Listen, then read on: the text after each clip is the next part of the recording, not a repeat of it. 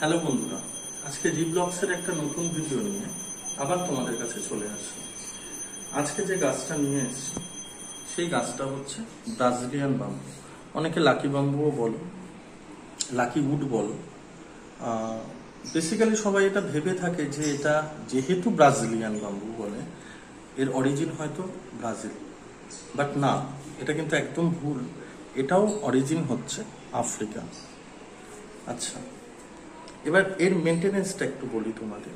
এটা কিন্তু জলেও সার্ভাইভ করতে পারে, আর মাটি এখানে না ইউজ করে যদি তোমরা বালি ইউজ করো, বালি বা সিন্ডার বা নর্মাল পাথর দিয়েও তোমরা রাখতে পারো। একটু ময়শ্চার লাগবে, 1-2 সপ্তাহ অন্তর তোমরা জলটা চেঞ্জ করে দিতে পারো। এটাকে তুললে বালিটা চেঞ্জ করে দিতে পারো, বালিটা ভেজা রাখতে হবে। অসাধারণ সুন্দর একটা ডেকোরেটিভ গাছ, যেটা অফিস হতে পারে, বাড়ির যে কোনো টেবিল হতে পারে, সেই টেবিলে তোমরা ডেকোরেটিভ আইটেম হিসাবে রাখতে পারো ব্রাজিলিয়ান বাম্বু। খুব সুন্দর একটা গাছ, বিগিনার ফ্রেন্ডলি গাছ, যেটা সবাই নতুন অবস্থাতেও একে মেনটেন করে রাখতে পারে।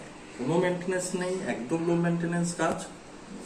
জাস্ট আনো, একটু জাস্ট ফলো আপ করতে হবে যে 1 সপ্তাহ 2 সপ্তাহ অন্তর যদি জলে থাকে তাহলে জলটা চেঞ্জ করে দেয়া, বালিতে থাকলে বালিটা ভেজা থাকছে কিনা, ব্যাস এইটুখানি মেনটেন করলেই ব্রাজিলিয়ান বাম্বু বা লাকি উড, লাকি বাম্বু তোমরা যেটাই বলো না কেন, মেনটেন থাকবে এবং খুব ভালো থাকবে।